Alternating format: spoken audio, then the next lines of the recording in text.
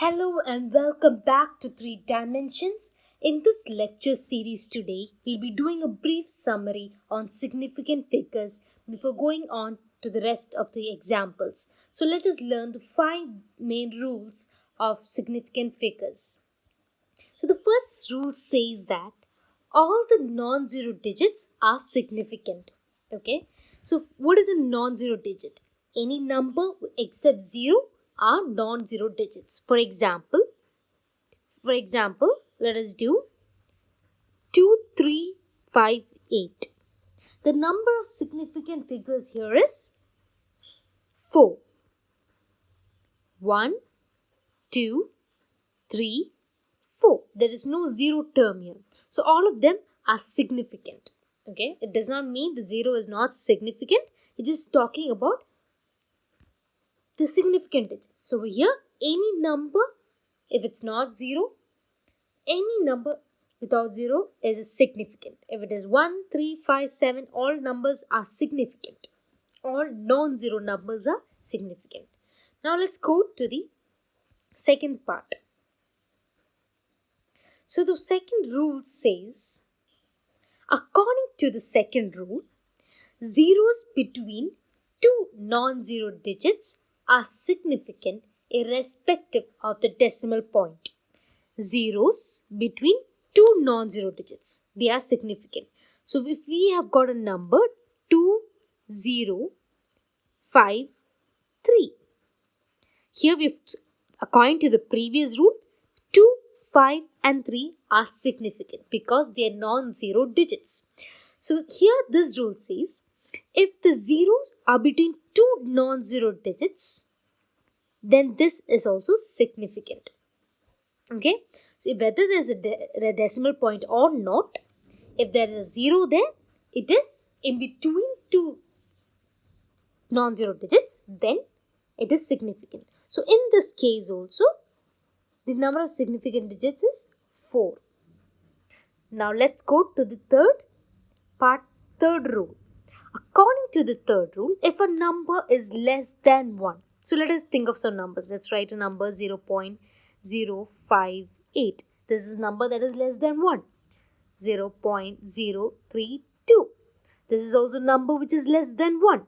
So it says, if a number is less than 1, the zeros to the right of the decimal point. This is the decimal point, right? So to the right means the 0. The zeros to the right. The zeros to the right of the decimal point and before the non-zero digit. Okay, so we've got a non-zero digit here. So before the non-zero digit, they're not significant. So these zeros here, they're not significant. So if we have, what about an example? If you have 0.00052. In this case also, all zeros to the right of the decimal point and before the non-zero digit are insignificant. So here the number of significant digits is just 2. Here also it is just 2. Here also 5 and 8 non-zero digits are significant. Now according to the fourth rule, the terminal or trailing zeros in a number without a decimal point are not significant. So what is a terminal or trailing zeros? These are terminal zeros, trailing zeros. What about 25 into 10 power 3? These are trailing zeros. So what is it saying? If it does not have a decimal point, these zeros are not significant here. So the number of significant digits here is 2. Number of significant digits here is 2. We've got a number 352000. No matter how many zeros you put there, these zeros, because they are trailing zeros and because there is no decimal point, these are not significant. But what if there is a decimal point? Then we see the next one. Trailing zeros in a number with the decimal point are significant. So if we take this example, if we have a decimal point here, okay, we've got a decimal point here. This is a decimal point. Suppose trailing zero is a number with the decimal point. Here, since there is a decimal point, these zeros are significant. So here the number of significant digit is 4. Trailing zeros in a number with a decimal point are significant. If there is a decimal point, it is significant. So this is the brief summary of significant figures. Now let's solve some examples. Okay, now let's solve example 2.13. So let's read the question. The question says, each side of a cube is measured to be 7.203 meters. Each side of a cube. Now, what are the total surface area and the volume of the cube to approximate significant figures? So the question here says we've got a cube, okay? We've got a cube here. So according to this question, we have to find out the total surface area and also the volume of this cube. Okay, so we've got the side A, one of the sides of the cube, we've got the value to be 7.203 meters. So this is how many significant digits here? So it's got 1, 2, 3, 4. 4 significant digits here. Why? Non-zero digits are significant and a zero between two non-zero digits are significant. So we've got 4 significant figures here. Now the question is, what are the total surface areas? So what is the surface area formula? Surface area formula for a cube is 6a square. Okay, it's 6a square. So you have to do the calculation as 6 into 7.203 the whole square. Okay, now let us now see what the answer of this is. Now this one's answer can be written as 311.299 meter square. These are all in meters. Now let me say, if you might ask, ma'am, what about the number of significant figures here, right? So this is a rule when it comes to multiplication or division. When it comes to multiplication or division, the final result should contain how many significant figures, right? So the final result should contain as many significant figures as the original number, but there will be two numbers while you multiply, right? So the one which has the least number of significant figures. So in this case, our A value is here and the number of significant figures here is 4. So here our final value will contain 4 significant figures. So here that will be 311.2, but 29, so we can round it off to 311.3 meters square. So this is our final answer. Our surface area is 311.3 meters square. The number of significant figures contains the least number of the multiplying digits. Okay. Now let's do the volume of the cube. Now volume of the cube formula is A cube, right? So you have to do 7.203 the whole cube. In this case also, our final result should contain only 4 significant figures. So the value when we calculate, we'll get it as 3.73714 meter cube.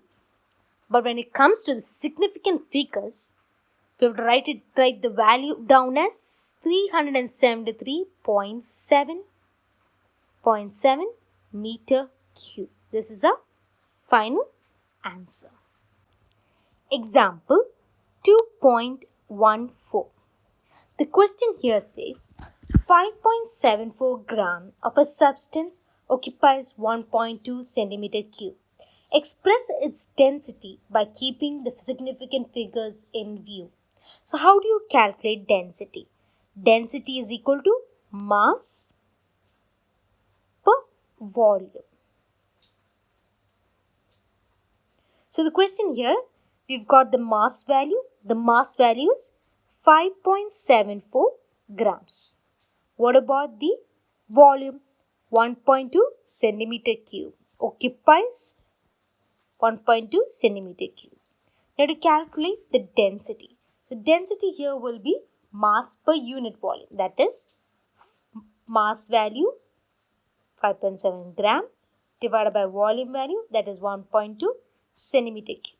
Now when it comes to significant figures, like I said before, for whether it comes for multiplication or division, our final value should contain as many significant figures as an original value with the least number of significant figures. For example, this has 3 significant figures. This has 2 significant figures. Why?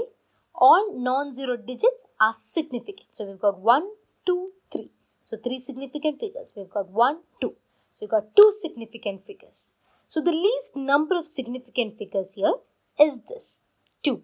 So a final value should contain only 2 significant figures no matter how long the value might be. So we can write the final value to be, when you do this division, we get the final value to be 4.8 gram per centimeter cube. This is our final answer. This has 2 significant figures. The final answer should contain as many significant figures as the original value with the least number of significant figures. So the least number of significant figures here is 1.2, that is 2 significant figure. So our final value will also have 2 significant figures. Let's solve example 2.15. The question here says, let us consider an equation. Half mv square equal to mgh. So it says m is the mass of the body, v is its velocity, g is the acceleration due to gravity, and h is the height. Now to check whether this equation is dimensionally correct. So how do you mention mass? Mass is represented as m. Length is mentioned as L, and time is represented as T. So the question here, you have to check whether it's dimensionally correct. In order to check it dimensionally correct, we have to prove the LHS is equal to the RHS. So dimension on the left hand side should be equal to the dimensions in the right hand side. That is how we know whether it is dimensionally correct. Now, so we've got the equation. Let's solve the left hand side of the equation first. We've got the left hand side equation to be half mv square. So we can ignore the constant here. We just have to find out the dimension of meter and speed square. Mass and speed square. So this is mass. So mass is represented as m. Now, what about v? How do you represent speed in terms of mlt? So we've got speed to be meter per second. That is the formula, right? Distance per time. So that is meter per second. So how do you write here? There's no mass or kg, nothing. So we can write m raised to 0, or we just don't have to write that part. Now meter per second. So we've got L raised to 1. The power of L is 1. What about second? It is time raised to minus 1. Now this whole quantity is squared. Okay. So we get the final value to be, the dimension to be ml square t raised to minus 2. Why? Because we're multiplying the outside with the inside. Now, what about mgh? Right? Now let's solve the RHS part. The mgh part. Let us see what we get as the dimensions there. What is m? M is mass. So we can represent that as m. G is acceleration due to gravity, or we can just write what is the unit of acceleration. That is meter per second square. So meter is represented as L. Second is represented as T. Since it's per second square, it will be LT raised to minus 2. Now what is H? H is represented as L. So when you multiply this, what do you get? L raised to 1 raised to L raised to 1 will be L raised to 2. So we get the final dimension to be ml square t raised to minus 2. So we see here the LHS and the RHS values are the same. So we can say that this equation is dimensionally correct. That's the end of this example. Let's solve example 2.16. The question here is, the SI unit of energy is this. So they've given the SI unit of energy, that is kg meter square second raised to minus 2. That is speed v is meter per second. So we've got to be meter per second. And of acceleration a is meter per second square. Now, which of the formula for kinetic energy given below can you rule out on the basis of dimensional arguments? M stands for mass of the body. So here we have to check the LHS and the RHS. So we've got the joule unit. So you write that in forms of the dimensional, and then you have to check whether the LHS and the RHS part is the same. So from here we can write for joule, that is for kinetic energy, what will be the dimension. So we've got mass, so it will be m. We've got meter square, so that will be L square. Time is second raised to minus 2, so that will be t raised to minus 2. For velocity, it will be meter will be L, speed is t raised to minus 1. For acceleration, it will be L t raised to minus 2. The second is represented in terms of time. Now, our question is, we have to solve the first part. Okay, so you have to solve LHS equal to RHS. Now, so let's solve the first part of the question. K equal to m square v cube. So from this formula here, we know what the dimension of kinetic energy is. So the LHS here is ml square t raised to minus 2. Okay. So let's solve the RHS part. The RHS is m square v cube. Now m is mass. If m is mass, it will be m square. Now speed is v cube. We got speed is L t raised to minus 1. So this is whole cube. So we get m square L cube t raised to minus 3. So is the LHS and the RHS the same? No. So this option is wrong. So this is not dimensionally correct. Now let's solve for second option. That is K equal to half m v square.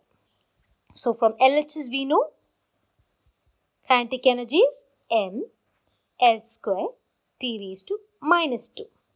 Right? Now let's check the RHS part. RHS part says we can ignore the constant in this. So we got mv square. So what is mass? It is represented as m. What about speed? Meter per second. That is L t raised to minus 1. So there's a square here. So square this, we get m L square t raised to minus 2. So we see here that the LHS and the RHS part is the same. So this is dimensionally correct. Now let's see what the third part is. K equal to MA. Let's do K equal to MA. So LHS we know it is ML square t raised to minus 2. Now what is RHS part? MA. M is mass, so that is capital M. Acceleration is meter per second square, that is L t raised to minus 2. So from here we can see that the LHS and the RHS are not the same. We don't have a 2 here. It has a 2 here. So this is not dimensionally correct. Now, let's do the fourth one. That says 3 by 16 mv square. Try to solve this on your own. So let's do fourth part. 3 by 16 mv square. Right? So we know the LHS part, ml square t raised to minus 2. So solving for the RHS part, we can ignore the constant. We get m L t raised to minus 1, the whole square, we get m L square t raised to minus 2. We see that the LHS and the RHS part is the same. So this is also dimensionally correct. Now let us see the fifth option. Fifth option says half mv square plus mv. So we know from option B. What is B? We've got the value to be RHS half mv square to be ml square t raised to minus 2. What about MA? MA was mlt raised to minus 2. Here, mlt raised to minus 2. We see that both of this are not dimensionally same. So if they're not dimensionally same, because there's a 2 here, there's no 2 here, they cannot be added. Only the dimensionally same equations or values can be added. So option 5 is wrong. And try solving this on your own. But this is not right because this one's dimensions that we've solved here, MA that we've solved here, they're both different. Hence, they're not allowed to be added. So this option is wrong. So we've got this to be wrong. We've got this to be wrong. So we know these two are correct. We've got the same dimensions, ml square t raised to minus 2 on LHS and the RHS part. But the constant here is different. So from this, we can understand that just with the dimensional argument, you cannot find out the equation of energy or equation of anything. So because the constant values are different, right? So in this, when we look, both these equations are correct. Both of these equations can be the equation of energy. But we know the right equation of energy is half mv square. It is not 3 by 60. This is wrong. But when it comes to dimensional arguments, this is correct. So this is all for this example. Now let's solve the next example. Let's solve example 2.17. So the question here is, consider a simple pendulum having a bob attached to a string that oscillates under the action of force of gravity. Suppose that the period of oscillation of a simple pendulum, so we've got the period of oscillation, that is T, of the simple pendulum depends on its length. So it depends on its length to some value. Mass of the bob to some value. And acceleration due to gravity, that is G, to some value. Because we don't know whether it is G raised to 1 or G raised to half or G raised to minus half or G raised to 2. Can be anything. So write that as A, B and C. Now derive the expression for its time period using the method of dimensions. So what do you know about the dimension? So this we can write it down as T equal to K L power A M raised to B G raised to C. So according to the dimensions, by the method of dimensions, we know that the LHS part should be equal to the RHS part. So what is the dimension of time? That is M raised to 0, L raised to 0, time raised to 1. And we can ignore the constant here. So we've got L raised to A, M raised to B,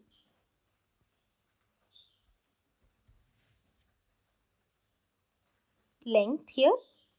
So we've got length represented by L, mass here represented by M. Now we've got acceleration due to gravity. Now how do you represent acceleration due to gravity?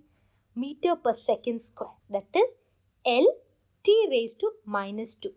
That will come here. L t raised to minus 2, the whole raised to C. So when we open this, we get L raised to A, M raised to B, L raised to C, t raised to minus 2C. So we get this to be, we can group the L terms. We get L is A plus C, M is raised to B, and T is minus 2C. So we know M 0, L 0, T raised to 1.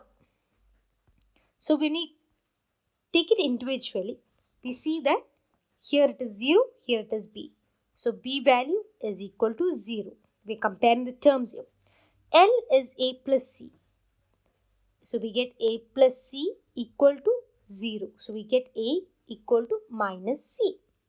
Now what is 1 equal to? T values corresponds to minus 2c equal to 1. So c we get it to be minus half. So substituting the value of c here, we get a equal to minus half. We get it to be positive half. This is the equation.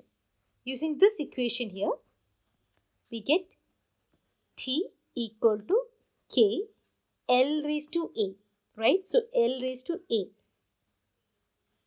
m raised to b, g raised to c. So let's write that down here. T equal to k L raised to a, m raised to b, g raised to c. Now let's substitute the values of a, b and c. So we get t equal to k times L raised to a is half, m raised to b is 0, g raised to c is minus half. So we get the final expression to be t equal to k times root of L by g. This is the equation of simple pendulum. Thank you for tuning in today. Stay tuned for more videos. Thank you.